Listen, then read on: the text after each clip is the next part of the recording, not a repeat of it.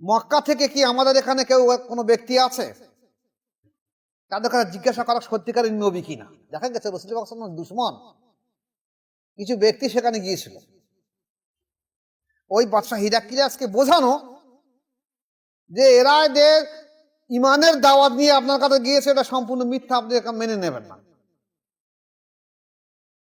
তো তাদেরকে ডাক করা হলো রাজ দরবারে, যে তোমরা বলো তোমাদের দেশে যে নবী এসেছে উনি ওনার সম্পর্কে কতটা ভালো মন্দ তোমরা জানো। ওরা চিন্তা ভাবনা করলে এই সুযোগে আমরা বলবো যে এই যে মেয়ারাজের ঘটনা, এটা তো অবাস্তব ঘটনা। এইটা বললে বাদশার কাছে আমরা আমাদের নবীকে পৌঁছে দিতে পারবো আর আমরা সফলতা অর্জন করবো। আজকেরকার একটা বিশেষ আলোচনা থাকবে শবে মেয়ারাজ সম্পর্কে।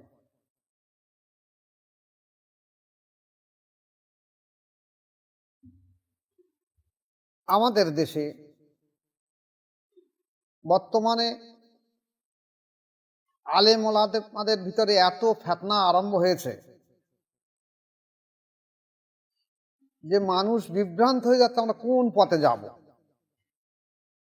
ছোটবেলায় থেকে মানুষ একরকম ভাবে চলে আসতেছে, তারপর যতদিন যাচ্ছে এক এক ওলামা এক এক রকম মন্তব্য করছে, সাধারণ মানুষ এই ইউটিউব বা ফেসবুকের মাধ্যম দিয়ে তারা বিভ্রান্ত হচ্ছে কোন পথে যাব। এই সম্পর্কে দুটো একটা কথা বলবো আপনাদের সামনে। দেখুন, শাবান মাসের 26 দিবাগত রাত্রি, যেটাকে বলা হয়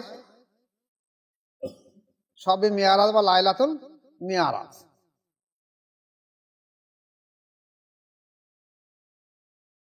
না রজব মাসে বলে, রজব মাস, শাবান না, রজব মাস, রজব মাসের 26 দিবাগত রাত, অর্থাৎ 27শে রাত্রি হলো শবে মেয়ারাজ। এখন মেয়ারাজ সম্পর্কে দুটো একটা কথা বলে নিয়ে তারপরে সম্পর্কে কিছু বিস্তারিত কথা বলবো। মেয়ারাজের কোরআন শরীফে সূরা বনী ইসরাঈলের প্রথম আয়াত এসেছে, বিসমিল্লাহির রহমানির রহিম, সুবহানাল্লাযী আসরা বিআবদিহি লাইলাম মিনাল মসজিদিল হারামি ইলাল মসজিদিল আকসাল্লাযী বারাকনা হাওলাহু লিনুরিয়াহু মিন আয়াতি ইন্নাহু হুয়াস সামিউল বাসীর। আল্লাহ পাক বলছে যে পবিত্র ও মহিমাময় আল্লাহ, পবিত্র ও মহিমাময় আল্লাহ, যিনি তার বিশিষ্ট বান্দাকে তার নিদর্শন দেখাবার জন্য রাতে সফর করেছিলেন মসজিদুল হারাম থেকে মসজিদুল আকসা অর্থাৎ বাইতুল মুকাদ্দাস, যার পরিবেশে তারই আশীর্বাদ পুষ্ট, তিনি তো সব শোনেন সব দেখেন। সূরা বনী ইসরাঈল আয়াত নম্বর 1। তাহলে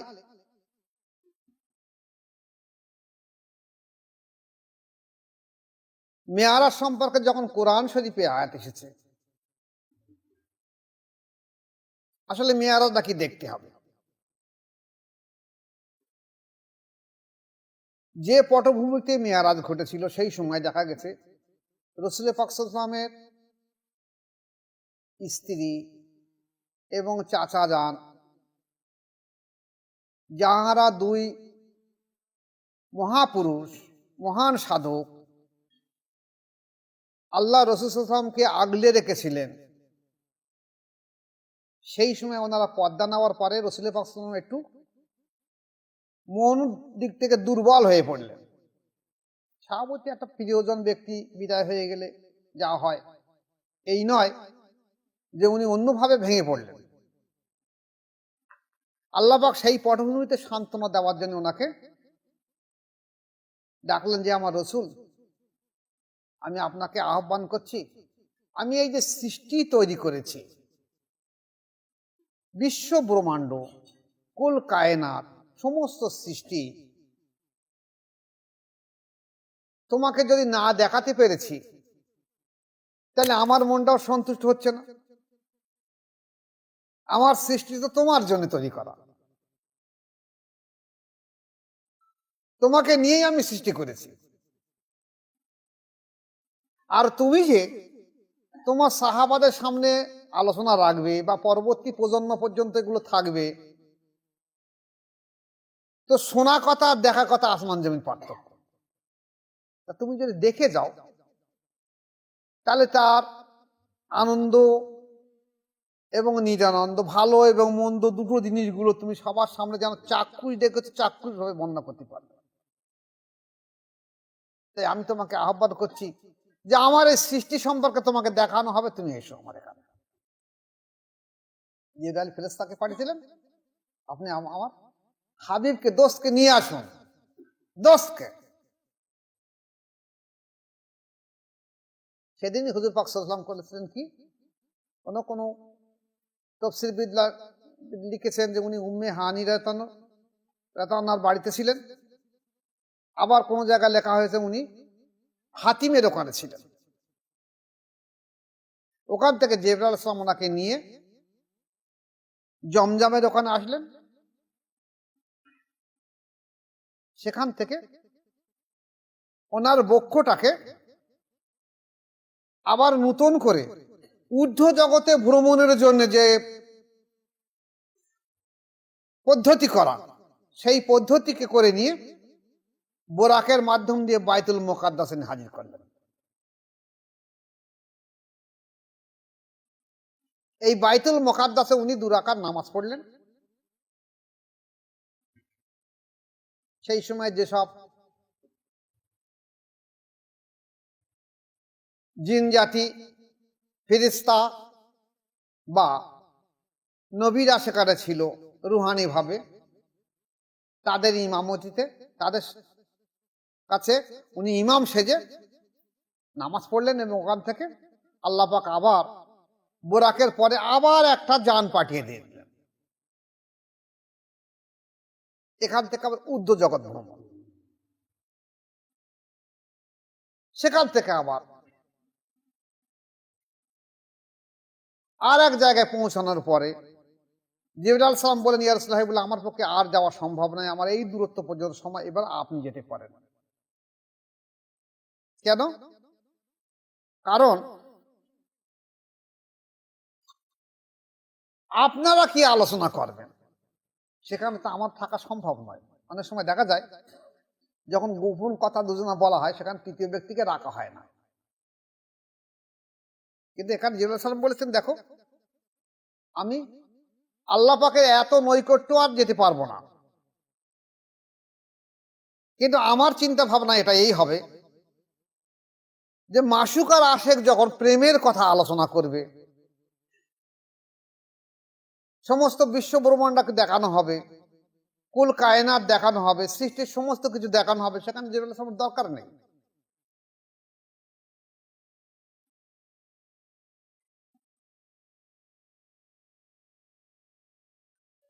এখন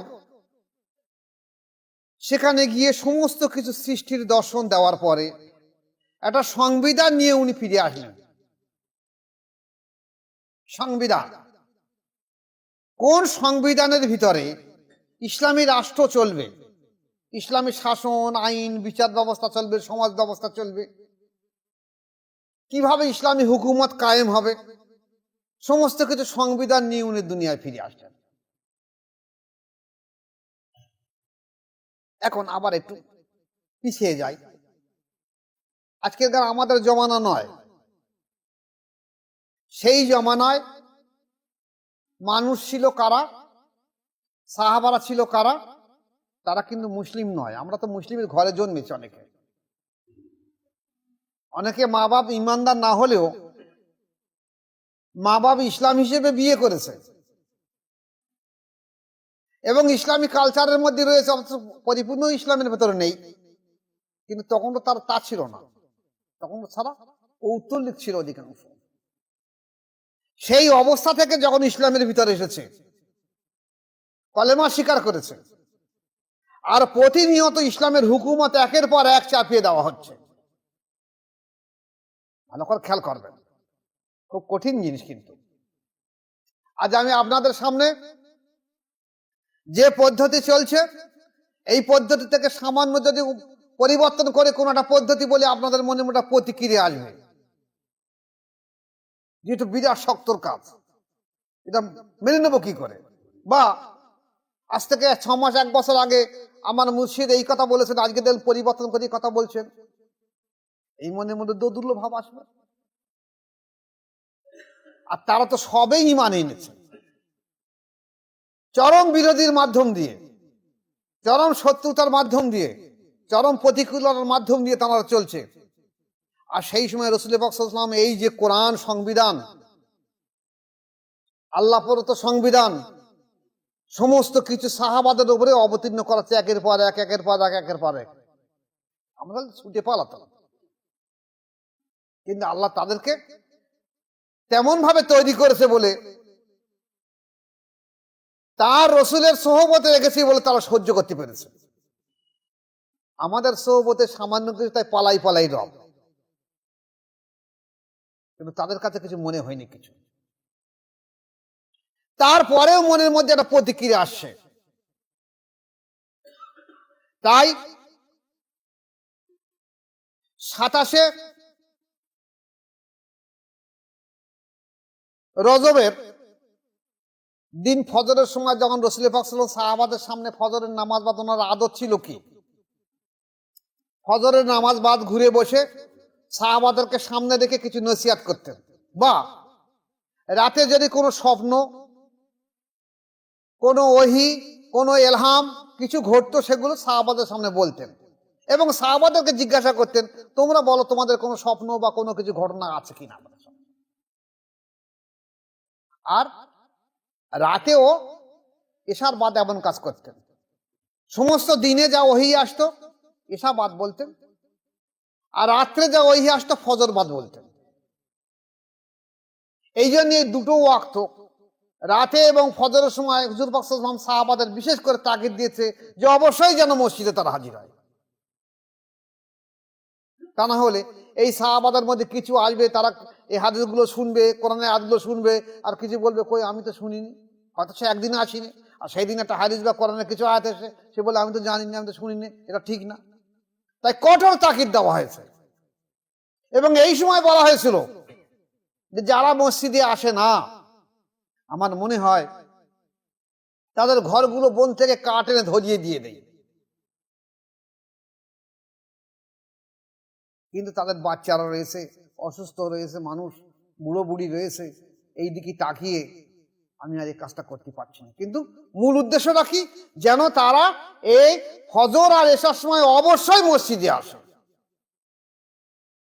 এছাড়া রাসূল পাক সাল্লাল্লাহু আলাইহি ওয়াসাল্লাম এই সোহবতের মাধ্যমে আসলে লাভটা কি, আপনারা আজকে বুঝতে পারছেন। যারা আমার মুরিদ আছেন, যারা আমার ইউটিউব দেখছেন বা দেখবেনও, তারা দেখবেন যখন মুর্শিদের কথা আলোচনার মাধ্যম দিয়ে আসে, তখন যার যা সবকের একটা বাড়তি চাপ বা প্রেশার আসে, যেটাকে ফয়েজ বলা হয়। তা রাসূল পাক সাল্লাল্লাহু আলাইহি ওয়াসাল্লাম উনি হলেন সর্ববিশ্বের ফয়েজের সেন্টার হেড। তো সাহাবা রাদিয়াল্লাহু তাআলা আনহুম সেখানে যাওয়ার সঙ্গে সঙ্গে দেখা যাচ্ছে তাদের ফয়েজের চাপে অন্তর পরিপূর্ণ হয়ে উঠত। এই অবস্থায় যদি তারা এই না যেত, তাহলে ফয়েজও দুর্বল হয়ে যাবে এবং এই শিক্ষাও দুর্বল হয়ে যাবে। তাই তাদের উপর তাকিদ দেওয়া হয়েছে জোর করে আসা। এইরূপ একদিন ফজরের সময় হুজুর পাক সাল্লাল্লাহু আলাইহি ওয়াসাল্লাম এই কথাটা বললেন, দেখো কাল আমি এইরূপ থেকে এতটা দূর থেকে আমি সাইর করেছি। তো অনেকে তো দোদুল্য মানতে কি করে সম্ভব, আমরা তো জানি এখান থেকে মদিনা থেকে যদি আমি বাইতুল মুকাদ্দাসে যাই, তা একটা উট যেতে গেলে কিছু নয় 1 মাস লাগবে, আর ফিরে আসতে 1 মাস লাগবে। তো হুজুর পাক সাল্লাল্লাহু আলাইহি ওয়াসাল্লাম বললেন আমি একদিনই রাতে গিয়ে চলে এসেছি, এটা কি করে সম্ভব, ওখান থেকে আল্লাহ পাকের কাছে যাওয়া। এই ঘটনা সাহাবারা মেনে নিয়েছিলেন, কিন্তু তবু মনের মধ্যে একটা কাঁটা বিঁধের মতো থাকতো যে এটা কি করে সম্ভব হতে পারে। অবশ্যই রাসূল যা বলেছে কোনো সন্দেহ নেই, তবু যেন মনের মধ্যে একটা কাঁটা বিঁধে আছে। মসজিদ থেকে বেরিয়ে যাচ্ছে সেদিনই, আর তো আবু বকর সিদ্দিক মসজিদ নববীতে নামাজ পড়তে আসেনি, ফজরের সময় আপনি আসছেন, দ্রুত গরুতে বলছেন, সবাই বলেন, সাহাবারা বলেন, আবু বকর, ভাই আবু বকর শোনো, হুজুর পাক সাল্লাল্লাহু আলাইহি ওয়াসাল্লাম এরকম একটা ঘটনা আমাদের সামনে আজ বলেছে, তার ঘটনাটা তোমার কিরকম মনে হয়? তা বলছে, তোমরা তো শুনেছো, আমি তো শুনিনি, আমরা তো তোমার মুখে শুনেছি। তা চলো আমি রসুলের মুখে শুনে দেখি এটা সত্যি কি মিথ্যা। তো সাহাবাকে আবু বকর রাদিয়াল্লাহু সঙ্গে সাথে আসলে আল্লাহ রসুলের কাছে। উনি বলেন, ইয়া রাসূলুল্লাহ, বলে এরা যে বলছে ঘটনাগুলো কি সত্যি? বলছে, হ্যাঁ এটা সত্যি। বলছে, আপনি যখন বলেছেন তা তো মিথ্যা আবার কথা নয়, আপনি জীবনে মিথ্যা কথা বলেননি, অবশ্যই সত্যি। তা আমি এক বাক্যে মেনে নিলাম এটা সত্যি, কোনো সন্দেহ নেই। যাদের মধ্যে দোদুল্যমান ছিল তাদের দোদুল্যমান কেটে গেল, যে আবু বকর সঙ্গে সঙ্গে বললেন যে কোনো মতে আল্লাহ রসুল জীবনে কোনোদিন মিথ্যা কথা বলিনি, কারণ আমি ছোটবেলার আমার সাথী, আমি জীবনে কোনোদিন দেখিনি মিথ্যা কথা বলতে। আর আজ উনি মিথ্যা কথা বলবেন না, আর আজ তো নবুয়ত পিরিয়ড, এটা তো ওহির ব্যাপার। তা আল্লাহ রসুল বলেন, দেখো এই এই যে মেয়ারাজের ঘটনাগুলো মেনে নেওয়া সত্যি কষ্টসাধ্য ব্যাপার, কিন্তু তোমার ভেতরে সেই বিশ্বাস ঢুকেছে বলে তুমি সঙ্গে সঙ্গে মেনে নিয়েছো, তাই তোমার তোমার এই বিশ্বাস হিসেবে তোমাকে সিদ্দিক উপাধি দেওয়া আছে, বিশ্বাসীদের অগ্রগণ্য ব্যক্তি তুমি, তাই বলা যায় আবু বকর সিদ্দিক রাদিয়াল্লাহু আনহু। এখন এই ঘটনা পরবর্তীকালে যখন রাসূল পাক সাল্লাল্লাহু আলাইহি ওয়াসাল্লামের কাছ থেকে এই দাওয়াত, ইসলামের দাওয়াত বিশ্বের প্রত্যেকটা রাষ্ট্রে রাষ্ট্রে পৌঁছে যাচ্ছে, তখন বাদশা হিরাক্লিয়াসের কাছে দাওয়াত পৌঁছে গেছে যে আপনি ইসলামের মধ্যে দাখিল হয়ে যান। উনি সেই সময় ওনার ওখানে যেসব ইহুদিরা, খ্রিস্টানরা, তো ওনার যারা ভক্ত ছিল তাদেরকে সঙ্গে পরামর্শ করলেন, বা তাদের যা খ্রিস্টান যারা পাদ্রী ছিল তাদের সঙ্গে পরামর্শ করলেন যে রাসূল পাক সাল্লাল্লাহু আলাইহি ওয়াসাল্লামের দাওয়াতে সেটা কি করা যাবে। তখন ওনারা বললেন, এক কাজ করা হোক, মক্কা থেকে কি আমাদের এখানে কেউ কোনো ব্যক্তি আছে, তাদের কাছে জিজ্ঞাসা করা সত্যিকারের নবী কিনা। দেখা গেছে রাসূল পাক সাল্লাল্লাহু আলাইহি ওয়াসাল্লামের দুশমন কিছু ব্যক্তি সেখানে গিয়েছিল, ওই বাদশা হিরাক্লিয়াসকে বোঝানো যে এরা যে ইমানের দাওয়াত নিয়ে আপনার কাছে গিয়েছে এটা সম্পূর্ণ মিথ্যা, আপনি মেনে নেবেন না। তো তাদেরকে ডাক করা হলো রাজ দরবারে, যে তোমরা বলো তোমাদের দেশে যে নবী এসেছে উনি, ওনার সম্পর্কে কতটা ভালো মন্দ তোমরা জানো। ওরা চিন্তা ভাবনা করলে এই সুযোগে আমরা বলবো যে এই যে মেয়ারাজের ঘটনা, এটা তো অবাস্তব ঘটনা, এইটা বললে বাদশার কাছে আমরা আমাদের নবীকে পৌঁছে দিতে পারবো আর আমরা সফলতা অর্জন করবো। বাদশার সামনে বলল যে হুজুর আপনি বলুন এটা কিভাবে সম্ভব। এবং এমন কথাও বলা হয়েছে, উনি বলছেন যে আমি যে দরজাটা টেনে দিয়ে গেছি ফিরে হেঁটে সেই দরজার শেকল তখনও নড়ছে, এটা কি করে সম্ভব। এমনকি যাওয়ার আগে অজু করেছি, অজুর পানি যে গড়িয়ে যাচ্ছিল ফিরে এসে দেখছি অজুর পানি এখনো গড়িয়ে যাচ্ছে, এটা কি করে সম্ভব। বাদশাহ চিন্তা করলেন তাই তো, কিন্তু নবীদের মুজিজা হতে পারে, তবু তো দুর্লভ। ঠিক আছে, মক্কার কোনো ব্যক্তি আছে এখানে, ওদেরকে ডাক করাও। ওরা এসে বললো যে হ্যাঁ হুজুর এই ব্যাপার, এটা কোনো মতে মেনে নেওয়া যায় না, আপনি বলুন। সেই সময় বাদশার দরবারে একজন ব্যক্তি ছিল যিনি বাইতুল মুকাদ্দাসের মসজিদের খাদিম বা মুয়াজ্জিন ছিলেন। আল্লাহ পাকের দয়া, উনি সেই দিন রাজ দরবার ছিলেন। উনি বলেন, হুজুর আপনি ওই কথা মানা বা না মানার আগে আমার কথাটাকে শুনে নেন। বলছে বল, বলছে কোন দিনের ঘটনা। বলছে অমুক দিনের ঘটনা। বলে হ্যাঁ অমুক দিনের ঘটনা আমি একটা বলি শুনি। আমি তো প্রত্যেক দিন এসার নামাজ বাদ মসজিদের দরজা টেনে দিয়ে শিকল দিয়ে তালা দিয়ে বাড়ি চলে যায়, আবার ফজরের সময় খুলে দিয়ে দেয়। ওই দিন রাত্রি আমি দেখছি যে একটা পাল্লা আমি লাগাতে পারছি না, কোনো মতে টেনে আনতে পারছি না। একটা পাল্লা লাগিয়েছে, একটা পাল্লা খুলছে। তখন আমি আমার আরো 2-10 জন সাথীদের ডেকে এনেছি, ভাই আসুন একটু পাল্লা লাগাতে পারছেন, টেনে দরজাটা নিয়ে দিই। ওরা 2-10 জন মিলে টেনে, দেখা গেল কেউ সে দরজাটা নাড়াতে পারছে না। তো ভিতরে তো অনেক মহামূল্যবান জিনিস আছে মসজিদে। সবাই বললো যখন লাগানো যাচ্ছে না তখন কি করা যাবে, কাল সকালবেলা দেখা যাবে, এখন চল। দরজা কোথায় কি গন্ডগোল হলো, লাগছে না, বলে চলে আসলাম। সকালে আমি নামাজ পড়তে গিয়ে দেখি যে জায়গাটায় ঈসা আলাইহিস সালাম ওনার গাধা বা খচ্চর বেঁধে রাখতো, যে পাথরের একটা মতো ছিল, আর সেই জায়গায় যেন মনে হচ্ছে কিছু জানোয়ার বিচরণ করার মতন একটা অবস্থা ঘটেছে আমি দেখলাম। এবং মনে হচ্ছে যেন এই জায়গাটা কিছু একটা বাঁধা ছিল। আমি গিয়ে থমকে গেলাম। যে জায়গাটাতে নবীরা জানতুম এখানে এসে তাদের ছর বাঁধে রেখে দেয়, কিন্তু আজকের কি নবী এসেছিল? এখন তার ঈসা আলাইহিস সালাম নবী নেই। তারপর মসজিদে ঢুকে যখন দরজাটা, আমি বলবো এই তো দরজা খোলা রয়েছে, দরজাটা টানার সঙ্গে দিলাম, এক হাতে টেনে দরজাটা চলিস। আমার মনে হয় এই যে ঘটনাটা ঘটেছে, যেহেতু রাসূল পাক সাল্লাল্লাহু আলাইহি ওয়াসাল্লাম এই মসজিদে গিয়ে নামাজ কায়েম করেছেন, সেই জন্য আল্লাহ পাক ওই দরজাটা আর আটকে দেয়নি, ওইভাবে খুলে রেখে দিয়েছেন। এই জন্য ওখানে দরজাটা আটকানো যায়নি, এবং নিশ্চয়ই নবী এসেছিল ওই জায়গায়, এটা কোনো সন্দেহ নেই। তখন বাদশা হিরাক্লিয়াস মিনত হতেই পারে তার। এখন তাহলে দেখা যাচ্ছে এই যে মেয়ারাজ একটা বিশ্বস্ত রাত, বিশেষ রাত, যেটা আল্লাহ পাক আল্লাহ রসুলকে নিয়ে সারা বিশ্ব ব্রহ্মাণ্ড সৃষ্টির সমস্ত কিছু দর্শন দেখানোর জন্য নিয়ে গেছিলেন, এবং এখান থেকে সংবিধান পাঠানো হলো।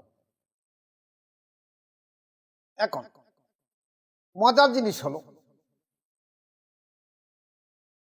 প্রায় ওলামারা এর উপরে দ্বন্দ্ব রাখছে। কেউ বলছে যে উনি আল্লাহ পাককে দেখিনি, কেউ বলছে সামনে 70,000 নূরের পর্দা ছিল। আমি আপনাদের সামনে দুটো একটা কথা বলি, বুঝে নেবেন। আপনার দিকে হয়তো জ্ঞানী শিক্ষিত মানুষ, আপনি বলুন দেখি।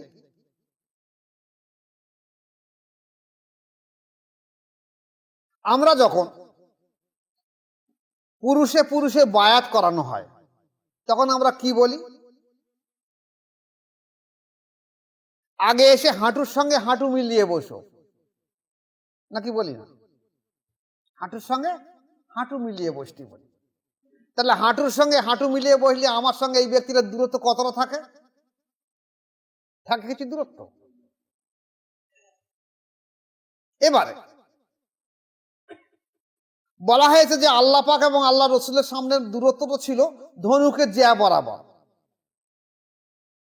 অর্থাৎ 1-1.5 ফুট দূরত্ব মতো ছিল। যদি তাই হয়ে থাকে, তাহলে দুটো মানুষ আমরা সামনাসামনি বসি, তাহলে আমার হাঁটুর সঙ্গে ওর হাঁটুর সঙ্গে মিলে থাকে, তাহলে আমার কোমরের সঙ্গে হাঁটু প্রায় 1 ফুট দূরত্ব। আর একজন মানুষ যদি সামনে পড়ে, সে যদি হাঁটু আমার হাঁটুর সঙ্গে মিলে রাখে, তাহলে তার বাড়ির সঙ্গে তার হাঁটুর 1 ফুট দূরত্ব। তা যদি 1.5 ফুট দূরত্ব থেকে থাকে, এর দুটো মানুষের 2 ফুট দূরত্ব হচ্ছে, তাহলে এর থেকে তার ঐক্যটা ছিল। দ্বিতীয় জিনিস বলা হয়েছে যে 70,000 নূরের পর্দা ছিল। আচ্ছা, সংখ্যায় বলা 70 নয়, মনে করুন 1 লক্ষ নূরের পর্দা ছিল। আচ্ছা, আমরা দুজনের সামনে বসে থাকি, আর যখন সকালে সূর্য উঠে সূর্যের আলোটা যদি আমাদের মাথাতে গলে দিয়ে যায়, তাহলে এই সূর্যের আলোটা এখান থেকে যাচ্ছে, তাহলে এই আলোটার কতটা পর্দা আছে বলুন দেখি? সেটা সূক্ষ্ম জগৎ। তাতে কি আমার আরো দূরত্ব বেড়ে খুবই দূরত্ব হয়ে গেছে?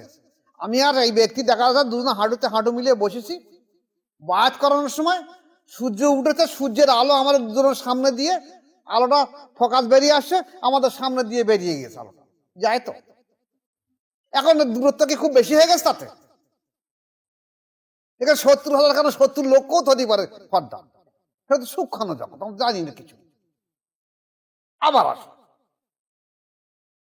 ধরুন আমাদের দেশে এক্ষুনি সব দৌলুস ঘরগুলো উঠে গেছে, বৈঠকখানা বা দৌলুস ঘর উঠে গেছে। আগে আত্মীয় স্বজন আসলে দৌলুস ঘর বা বৈঠকখানা জায়গা দেওয়া হতো, বাড়ির বাইরে দৌলুস বা বৈঠকখানা থাকতো, সেখানে খাওয়া দাওয়া দিয়ে কত মেহমানদের খুব মহব্বতের ব্যক্তি আসলে বাড়ি আনত।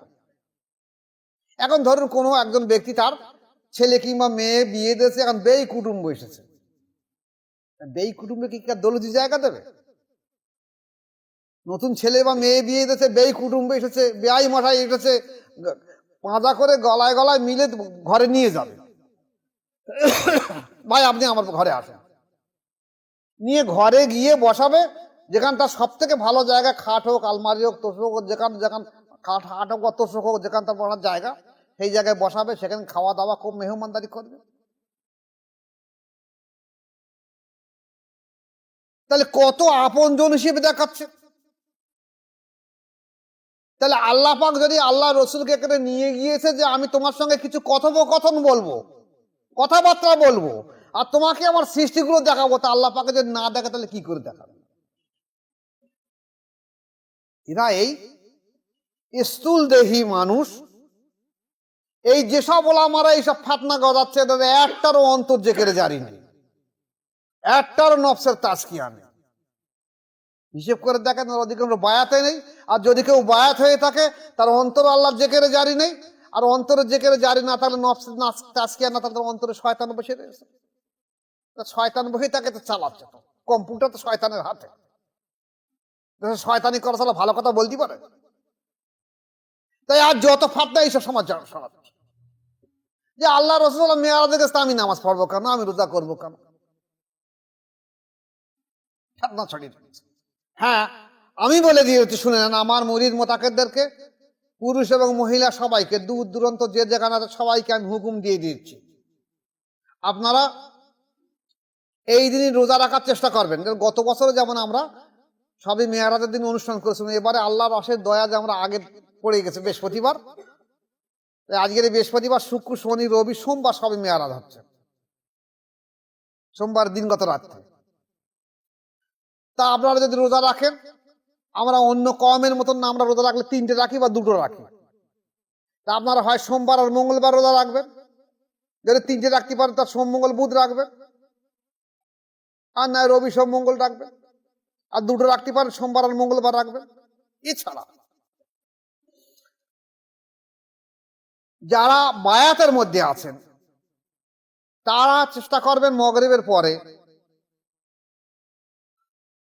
আগে তসবিহগুলো সেরে নেবেন, এশার নামাজ বাদ।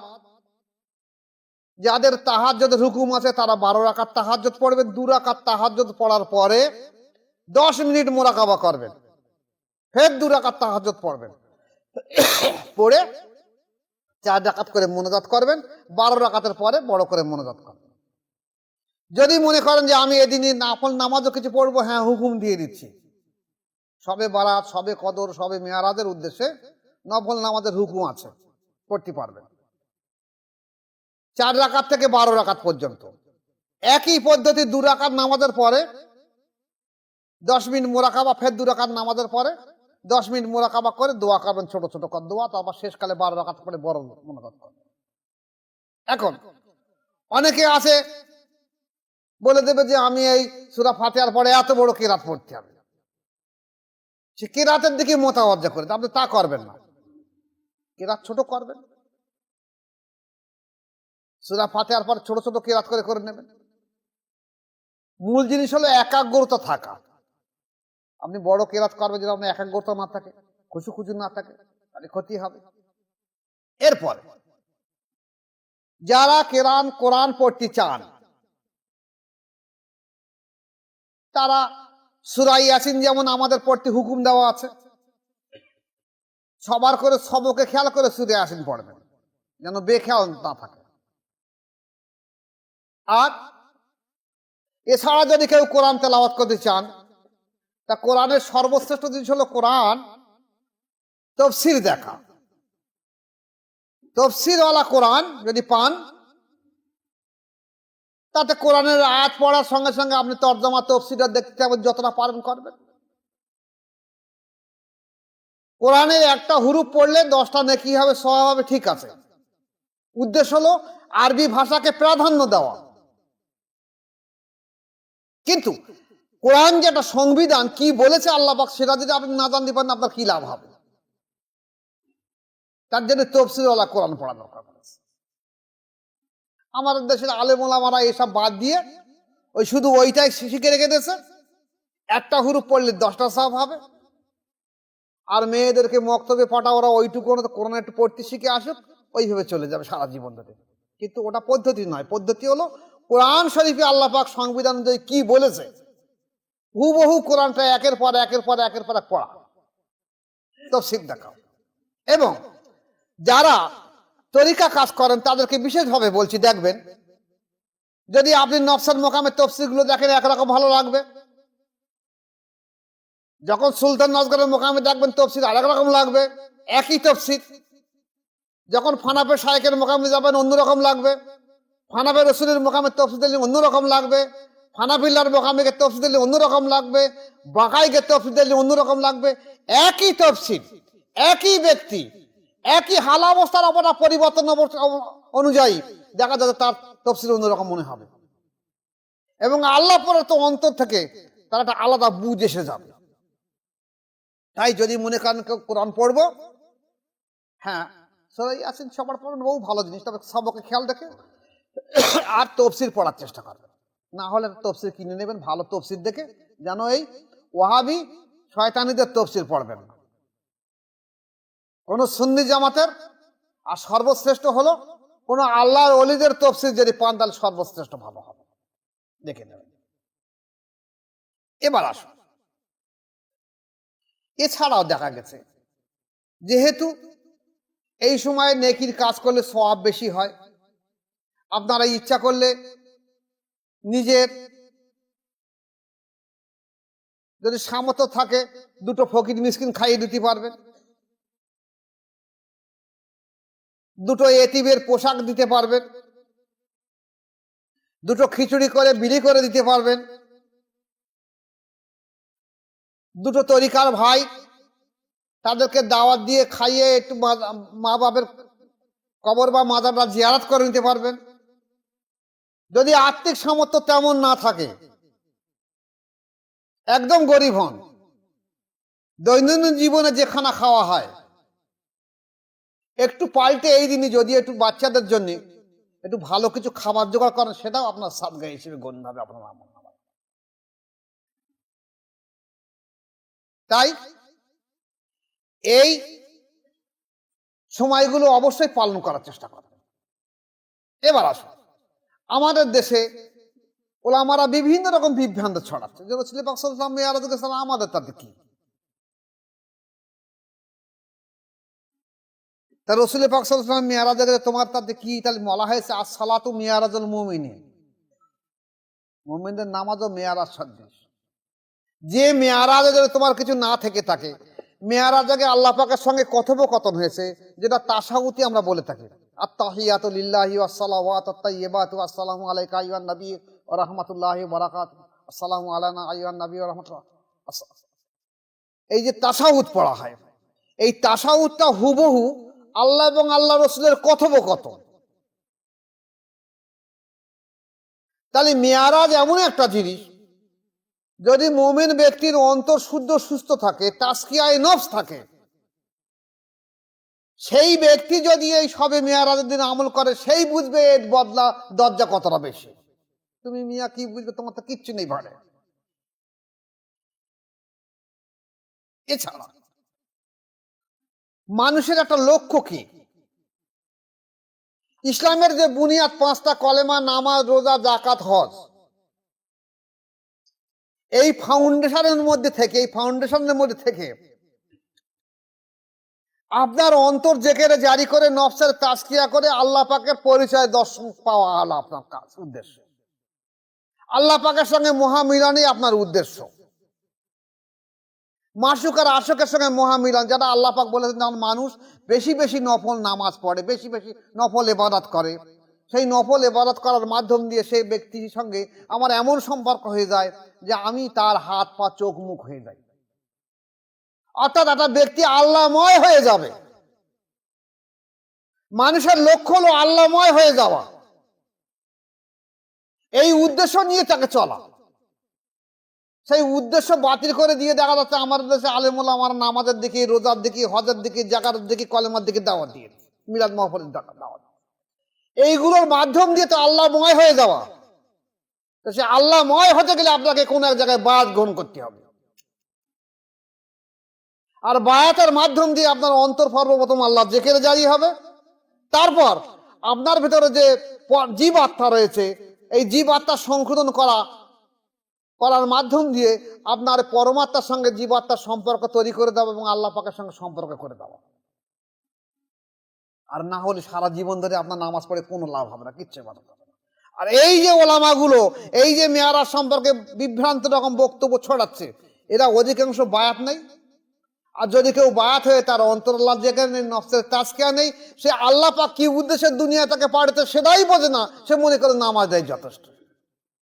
নামাজ সঠিক জিনিস, ইসলামের বুনিয়াদের একটা বুনিয়াদ, ফরজের একটা ফরজ, কিন্তু মূল তো তোমাকে আল্লাহ পাকের সঙ্গে মহামিলন, সেটা যাবে কোথায়? সেটা তো বায়াতের মাধ্যম দিয়ে স্মরণ জেকে তা সম্ভব নয়। তুমি সেই উদ্দেশ্যটা বাতিল করে এইভাবে চললে তোমার কিভাবে হবে? তাই ওদের কথায় বিভ্রান্ত হবেন না। আল্লাহ রাসূল বলছে ৭৩ দল হবে আমার উম্মতের মধ্যে, একটা দল জান্নাতি হবে, তারা হলো আমি এবং আমার সাহাবাদের মতন, যারা বায়াতের মাধ্যম দিয়ে অন্তর জেকের এবং নফসের তাজকিয়ার মাধ্যম দিয়ে আল্লাহ পাকের সঙ্গে মহামিলন সম্পর্ক তৈরি করবে, এরাই একমাত্র জান্নাতি। আর বাকিগুলো জান্নাতি নয়। তাই ওই সম্প্রদায়ের দল বেশি থাকবে, আর ওরাই আজকের ইউটিউব, ফেসবুক, লাইভ জলসায় হেন তেন করে মানুষকে এমন বিভ্রান্ত করছে যে মানুষই বিভ্রান্ত পড়ে গেছে। কি করবো, কোন পথে যাবো, কোনটা সঠিক, কোনটা বেঠিক? তাহলে আজ থেকে দীর্ঘদিন ধরে একটা জিনিস চলে আসে, কেন তোমরা তুলে দিতে চাচ্ছ? এর মধ্যে খারাপিয়াত কোথায়? হাদিস কোরআন দিয়ে দেখাও খারাপিয়াত কোথায়। সেটা তোমরা না করে তোমরা চাচ্ছ কি, যে কোরআন হাদিসের চাবুক দিয়ে মানুষকে সুপথ থেকে কুপথে নিয়ে যাচ্ছ। সাবধান, এখনো সাবধান, এই শয়তানি ফিতনাদের থেকে সাবধান হয়ে যাবেন। আল্লাহর কাছে দোয়া করবেন যে আল্লাহ, যতদিন বেঁচে থাকি এই ফিতনা থেকে তুমি আমাদেরকে হেফাজত করে দিয়ে দাও। না যদি ফিতনা বড় ফিতনা, বড় বড় ওলিয়া উলিয়ার সাহাবারা পর্যন্ত দোয়া করছে আল্লাহ যদি ফিতনা থেকে আমাদের হেফাজত করে দিয়ে দাও। আর সেই ফিতনার যুগে আমরা বেশি এসে পড়ে গেছি। আমরা আল্লাহর কাছে দোয়া করি যে আল্লাহ এই ফিতনা থেকে তুমি আমাদেরকে হেফাজত করে দাও। আল্লাহ পাক আমাদের প্রত্যেকের তৌফিক দেখ, এটার উপরে কায়েম থাকা। আসসালামু আলাইকুম ওয়া রাহমাতুল্লাহি ওয়া বারাকাতুহু।